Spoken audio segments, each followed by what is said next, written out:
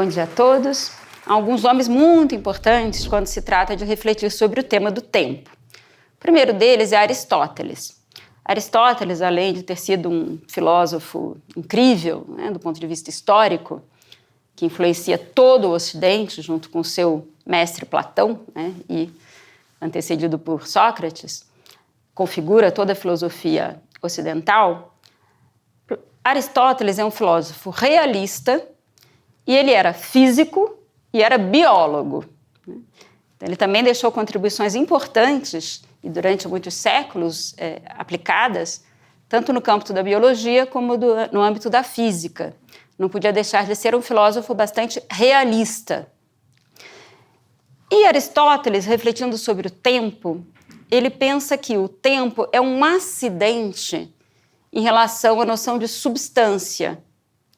Uma coisa é o meu eu, a minha substância, no caso, animal racional, pessoa humana.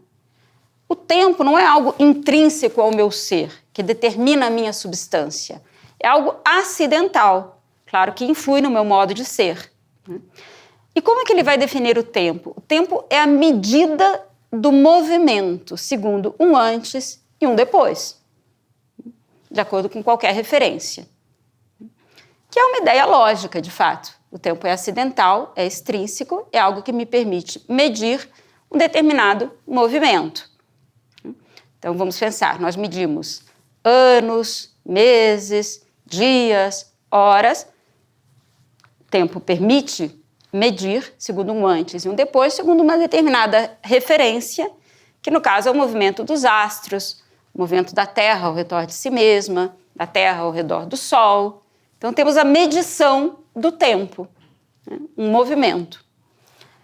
Isaac Newton, que foi um grande físico, fundamental na história da ciência experimental, um físico do século XVII, ele, entre outras coisas, formulou a lei da gravidade, que permitiu aí em pouco tempo os aviões, desafiando a lei que ele descreveu. Ele, na sua mente, assim, brilhante, porque é brilhante, ele imaginava um tempo absoluto, independentemente do mundo material. Haveria um tempo absoluto, um espaço absoluto, e ele formula, então, leis, utilizando a matemática e relacionando com a física. E Kant, que foi um filósofo, e um grande filósofo também, imediatamente posterior a Isaac Newton, ele ficou encantado, aliás, como todo o Ocidente, ficou encantado com a física de Newton, com a descoberta, enfim, de todo um avanço na mecânica, que permitiu, inclusive, o desenvolvimento de relógios cada vez mais precisos, e isso é muito importante para a ciência experimental. Então, Kant, ele imaginava o tempo, não assim a realidade de um tempo absoluto, porque, claro, isso é uma abstração, mas ele imaginava essa realidade absoluta na nossa mente, o tempo como uma espécie assim, de condição a priori que me permite captar o mundo sensível. Seria uma espécie assim, de algo homogêneo, independentemente de condições materiais, mas que permite a possibilidade de conhecer. Vejam que tudo isso é muito abstrato, Existe efetivamente um tempo real, independentemente de qualquer especulação de tipo filosófico. E essa também é uma realidade de tipo filosófico, pensar no meu hoje. Se o passado ele é real, se o futuro é real, ou se realidade é só o meu presente aqui e agora. Porque o passado a gente considera como algo que já se deu, e eu não tenho como voltar a ele. É um fenômeno irreversível. Isso nos traz muitas preocupações.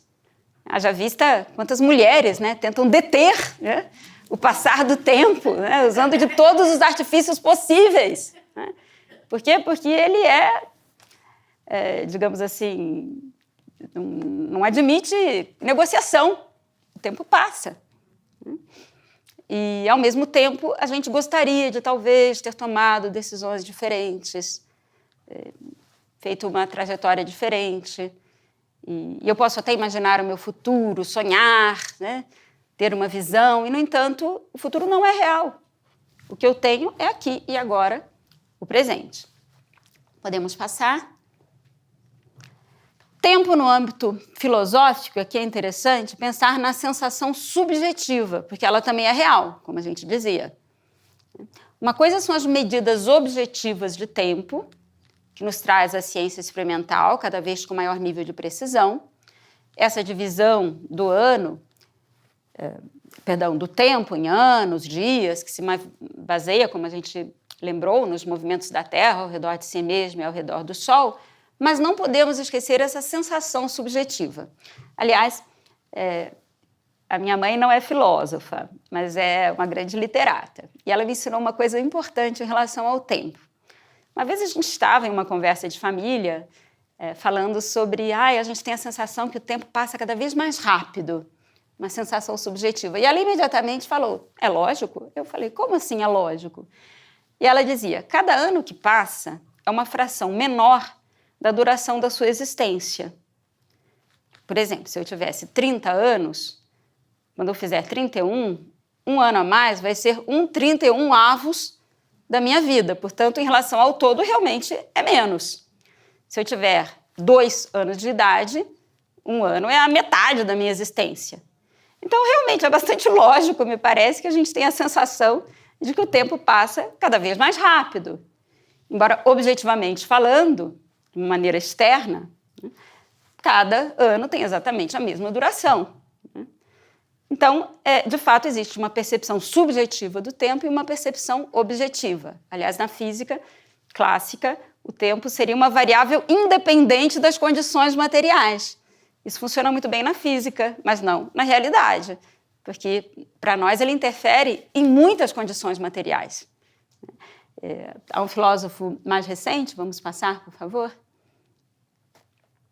Bergson, um filósofo do século XX, assim, também um homem muito profundo, que meditava muito sobre essa ideia do tempo, dando a importância ao momento aqui e agora. Talvez uma visão assim, religiosa, desconectada assim, do presente, pudesse pensar que a verdadeira vida é lá e, talvez com esse pensamento, minimizar a importância das experiências vitais. Então, claro que uma coisa não necessariamente implica isso. A gente pode ter a visão de eternidade e, por isso mesmo, dar um grande valor e importância às experiências vitais aqui e agora. Mas também existe esse risco, E o Bergson chamou muito a atenção para isso, que a duração e a importância que o tempo tem na própria representação que a gente faz dos acontecimentos. E aqui também, essa ideia aqui, um pouquinho mais explicitada, a duração real não se reduz a uma simples sucessão quantitativa indiferenciada. Ao contrário, essa duração real supõe atividade física, emergência de novidades, situações irrepetíveis. Isso é muito interessante porque, às vezes, nós nos colocamos numa posição, vamos chamar assim, um pouquinho anacrônica. O que significa isso? Nós julgarmos acontecimentos passados, seja do ponto de vista histórico, seja em relação à nossa própria vida, de uma maneira mais imediata, com a mentalidade e a experiência que a gente tem hoje. Então, a gente comete erros graves mesmo de apreciação. Em história, isso é muito comum. A gente vai, por exemplo, observar Inquisição. A Inquisição no seu tempo, que é uma instituição da Idade Moderna, por incrível que pareça, não é exatamente da Idade Média. É um instrumento, enfim, penal, jurídico penal da Idade Moderna. Agora, se a gente não conhece a história do direito penal, e a gente julga com os padrões hoje, a forma como se julgava há séculos atrás, claro, a gente vai cometer erros crassos de apreciação, por um desconhecimento da história, e da importância do tempo na forma como a gente encara os acontecimentos e nem se diga da própria vida. Alguém já disse que experiência é aquilo que a gente adquire quando não precisa mais dela. Por quê? Porque a gente não tem a experiência quando vive certos acontecimentos. Então, se a gente julga como se a gente já tivesse aquela experiência, a gente pode até sucumbir, uma espécie de depressão, por não se dar conta deste fato real, que o tempo influi na maneira como a gente interpreta as realidades, sejam elas externas ou antigas ou mais recentes. Por isso, né, a ideia de temporalidade ela está muito associada não só à ideia do ser, daquilo que permanece, como à ideia do devir, aquilo que flui, aquilo que passa. Isso que já inquietava, né, os filósofos pré-socráticos, né?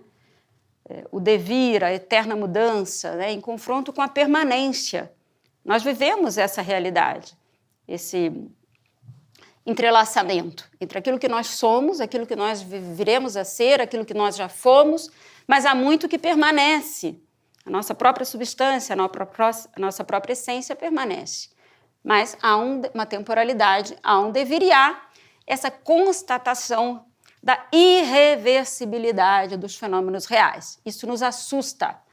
Tanto é assim que a ficção científica ama, né? Trazer de volta para o futuro, imaginar futuros futuríveis, né?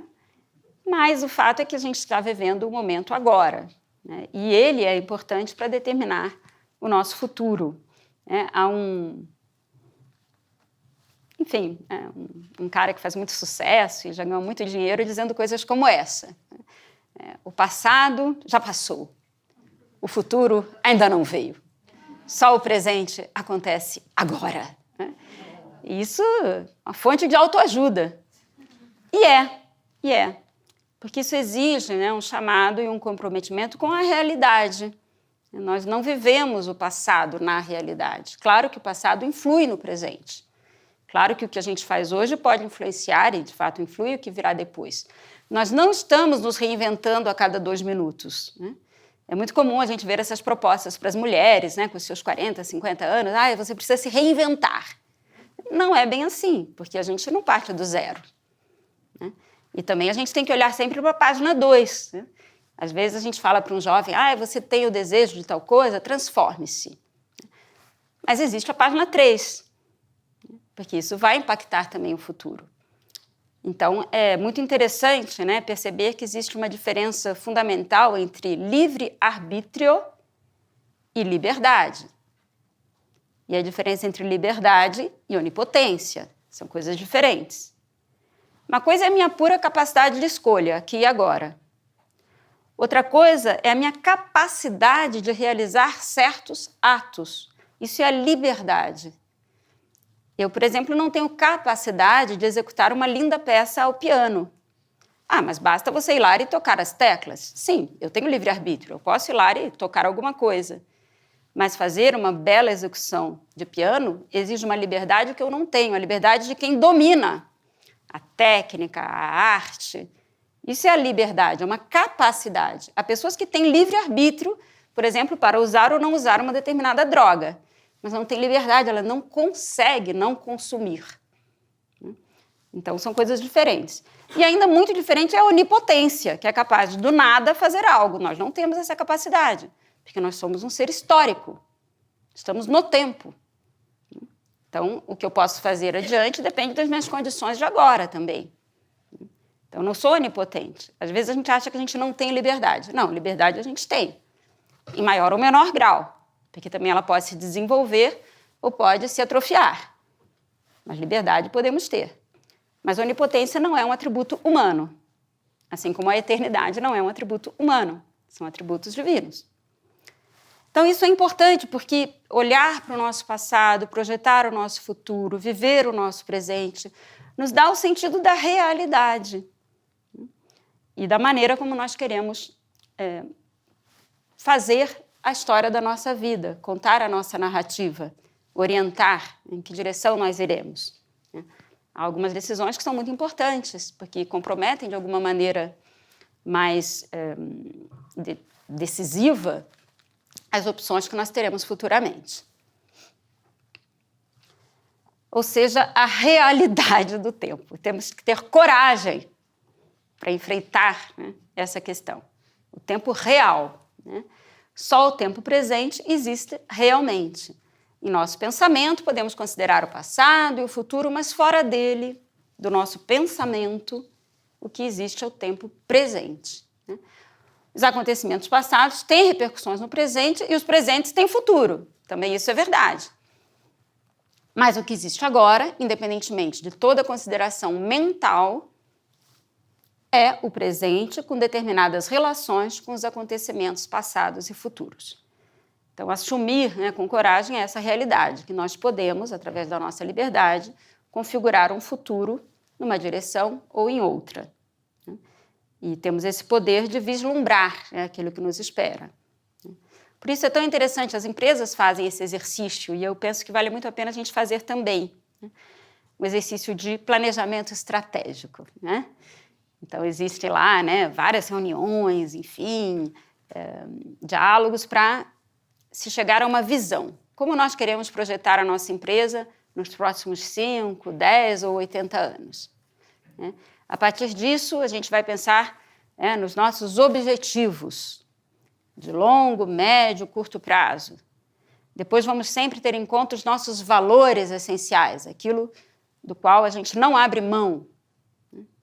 E depois, então, vem lá as metas específicas, né?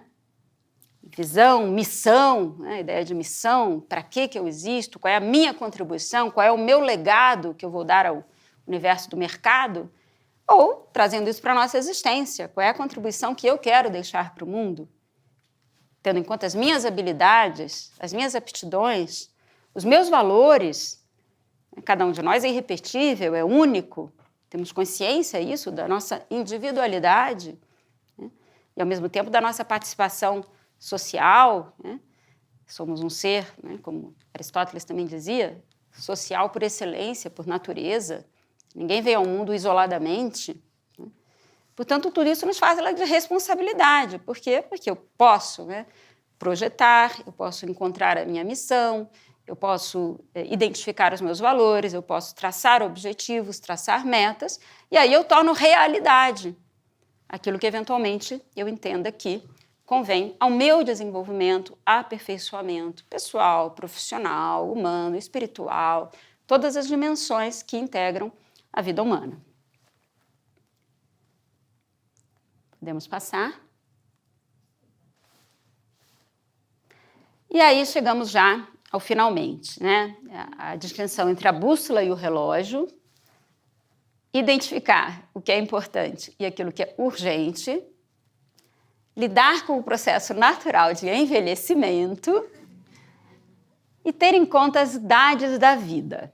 Vamos lá, toda idade tem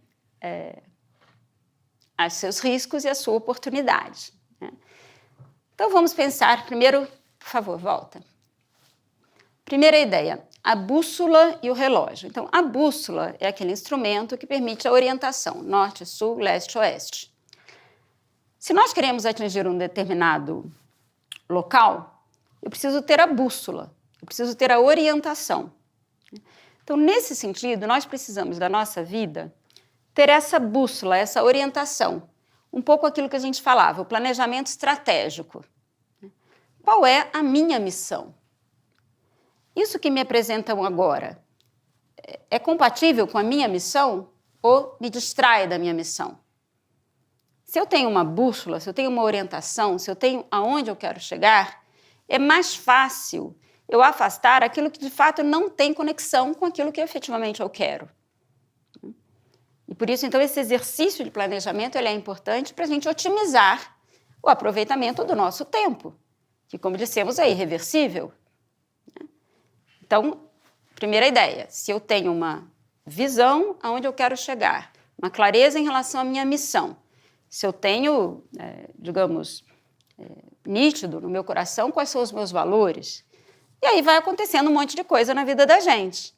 Por exemplo, a gente é assediado, né, o tempo todo pelos algoritmos, que sabem exatamente quais são os nossos interesses, né, as coisas que nós gostamos. Então, se a gente, por acaso, entrou num site para ver roupas, né, bom, aí eu posso me distrair, né, eu me distraio completamente. Então, aqueles minutos que eu teria para comprar roupa que já passaram, eu continuo empregando nisso, sendo que isso não vai me levar agora a lugar nenhum.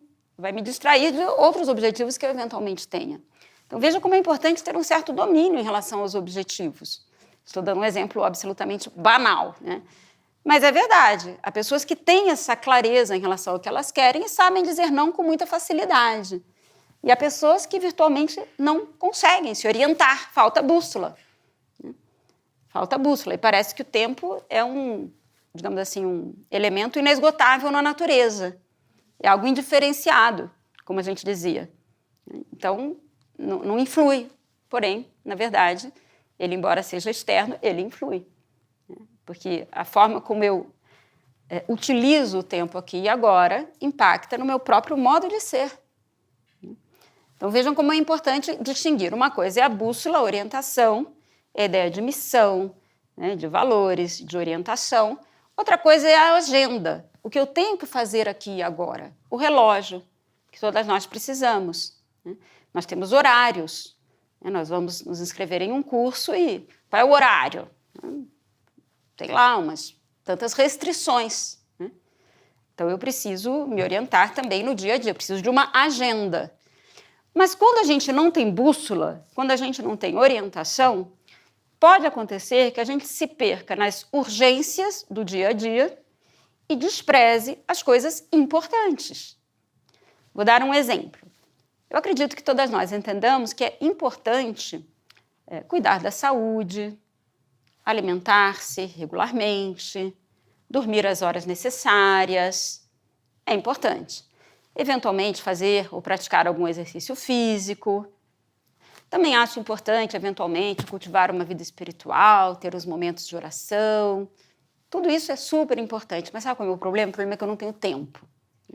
Não tenho tempo. Inclusive, já me inscrevi na academia X, mas aí eu paguei e não faço, porque não dá tempo. Eu sou consumido por 1000 coisas urgentes. E aí é interessante distinguir as urgências reais e as urgências fabricadas ou artificiais. Por quê? Porque se a gente não tem bússola, e a bússola é o importante, é onde eu quero chegar, se eu quero ter uma vida saudável, se eu quero ter uma vida equilibrada, se eu quero não viver estressada, eu preciso, por exemplo, de dormir certas horas. E para isso eu preciso dizer não, em determinado momento, às redes sociais, às respostas, às mensagens que me chegaram ao longo do dia, que eventualmente eu ainda não respondi. Eu preciso organizar isso, porque elas vão continuar chegando, ao longo da noite, inclusive. E depois a gente já está tão cansado que a gente precisa se entreter. Então a gente foge para as redes sociais, porque ali a gente não pensa em nada, a gente se distrai. Só que daí acontece que a gente dorme mal. E aí eu não tenho ânimo para acordar e para ir para a academia. Rezar, então, nesse fale. Por quê? Porque não é urgente. É só importante. Não vai acontecer nada se a gente não for hoje na academia. Não vai acontecer nada se a gente não dormir hoje as horas necessárias. Não vai acontecer nada se a gente não reza, se a gente não cultiva a vida espiritual. O que acontece? Acontece que a gente está sempre atrasado e escravo do relógio. Por quê? Porque eu não tenho bússola. Eu não tenho orientação. E isso tem muita conexão com o que a gente falava, com o tema da liberdade, da responsabilidade, das decisões que eu tomo aqui e agora e que impactam o momento seguinte. Eu não me reinvento do nada. Não, aquilo que eu fiz antes influi no que eu faço daqui a pouco, naquilo que eu faço daqui a pouco. Então é muito interessante a gente fazer o nosso quadrante, né, do que é importante e não é urgente. O que é importante e é urgente. Há coisas que são importantes e urgentes, que a gente talvez tenha que parar outras para fazer aquelas. É verdade. Mas há muitas coisas, e muitas vezes é aí que a gente se perde, que, não sendo importantes, aparecem como se fossem urgentes e, na verdade, não são. Aí eu situo muito claramente as urgências dos outros. Então, por exemplo, a toda hora a gente recebe mensagens de WhatsApp. É urgente para quem me mandou. Para mim não tem por que ser. Há muitas pessoas que até colocam como identificação assim no WhatsApp: ligue se for urgente. Interessante, né? Não deixa de ser um primeiro filtro. Mas às vezes a gente acha que a gente tem que atender tudo de todos o tempo inteiro e tem que saber agora, on time, né? Tudo que está acontecendo no mundo, no Brasil. Bom, se eu não sou jornalista do G1, né, talvez não seja tão necessário isso, não é verdade? Então, a gente tem que identificar, né, o que é urgência falsa que me distrai daquilo que é importante. Por exemplo, algo muito importante, cultivar amizades. Mas não é urgente. É muito importante para o nosso desenvolvimento harmônico da personalidade, para a nossa alegria, para a gente viver bem e feliz. As amizades são essenciais, né? Aliás, Aristóteles dizia que a frase é do meu filósofo predileto, né? Sem amigos, de que valeria a vida, por mais preenchida que estivesse de todos os outros bens? 2.400 anos antes de Cristo, né? E um grego mais clássico impossível, né? Que valorizava, né, os valores estéticos, né, os valores da riqueza, mas o valor da amizade. Só que isso não é urgente, cultivar amizades. No entanto, é importante. E para quem namora, para quem é casada, como é importante cultivar a amizade, o carinho em família, às vezes exclusivamente com o cônjuge, ter momentos para isso. É urgente? Não, talvez não. Mas é muito importante. Então, se a gente tiver orientação, clareza suficiente em relação àquilo que é importante, a bússola estiver bem orientada, a gente consegue administrar muito melhor a agenda e o relógio. E, às vezes, tem que exercitar a liberdade para dizer não, não, não, depois. Por quê? Porque eu tenho coisas importantes, né, que não são urgentes e também não são urgências fabricadas, né, urgências dos outros, né. Claro que todas nós, né, mulheres, eu acho que aqui o público é feminino, nós mulheres, talvez até por constituição física, tendemos a uma certa generosidade, né? A gente tem seios para amamentar, a gente tem útero para acolher, temos muitas dificuldades para dizer não, né, a coisas que nos pedem, de um modo geral.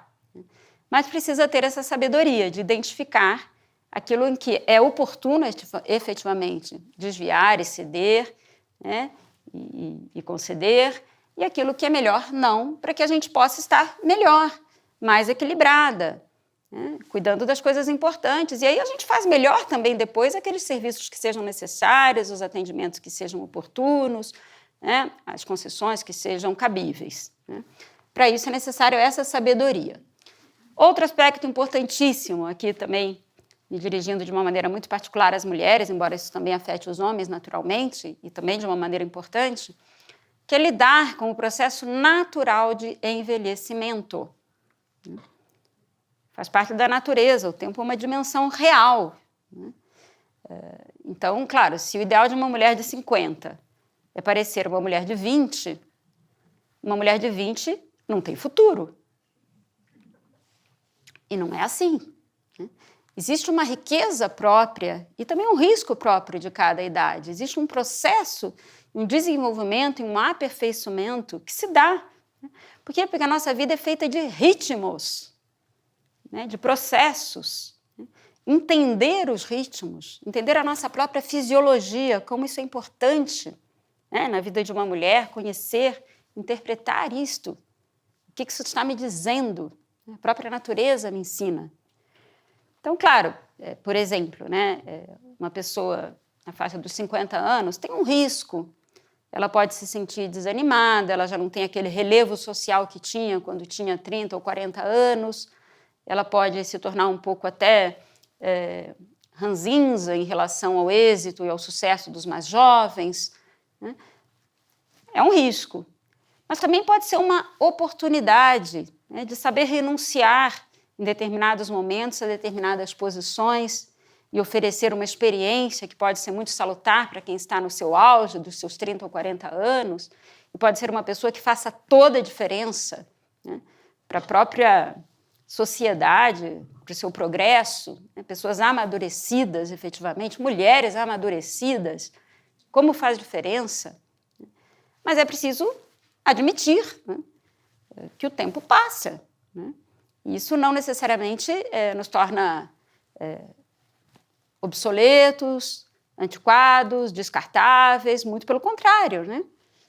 Aliás, tem muita literatura sobre isso, né? Sobre a forma como a sociedade vê os idosos, tem muito a ver com a maturidade, o desenvolvimento dessa sociedade. Eu sempre gosto de lembrar que a cidade de Esparta, né, na Grécia Antiga, hoje não se sabe nem exatamente onde ela estava localizada.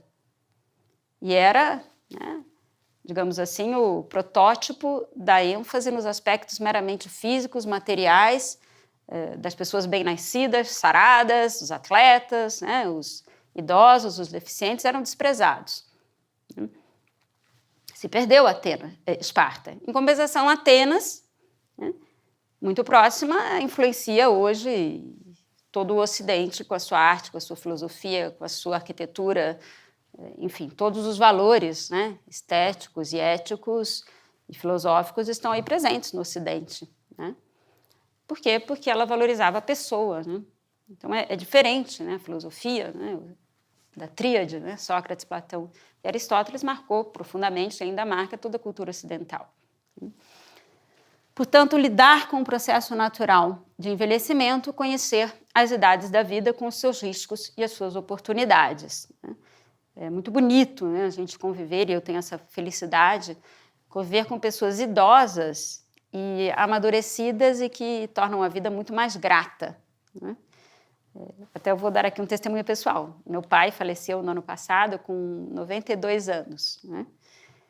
E o meu pai, ele tinha umas frases assim que ele repetia com muita frequência, como todo velhinho, se tornou um pouquinho repetitivo. Então era assim: só tenho que agradecer. Deus não se deixa vencer em generosidade, né? Então, todas as sextas-feiras tinha uma seresta na casa dos meus pais. A idade média ali era mais ou menos de 95 anos. E, enfim, se congratulavam, era uma delícia, né? Os filhos, sempre que a gente podia, estava lá na seresta também, né? Enfim, né? Alguém que soube, né, envelhecer com sabedoria, sabendo desfrutar, sabendo agradecer, né, sabendo ensinar, né? Enfim, todos os netos e filhos não se cansam de lembrar, né, de frases, ensinamentos, ideias, né, que a gente aprendeu ou com o pai ou com o vovô idoso, né? E é assim mesmo, né? Podemos, então, traçar, né, a nossa história. E como última frase, apenas para deixar aqui uma frase para a nossa reflexão: somos, em grande parte, desde a nossa juventude, aquilo que queremos ser. Isso é um chamado a responsabilidade. Nós nos tornamos reais, nós nos realizamos a partir das escolhas que a gente faz. E, em grande parte, a gente é aquilo que a gente quiser ser. Muito obrigada.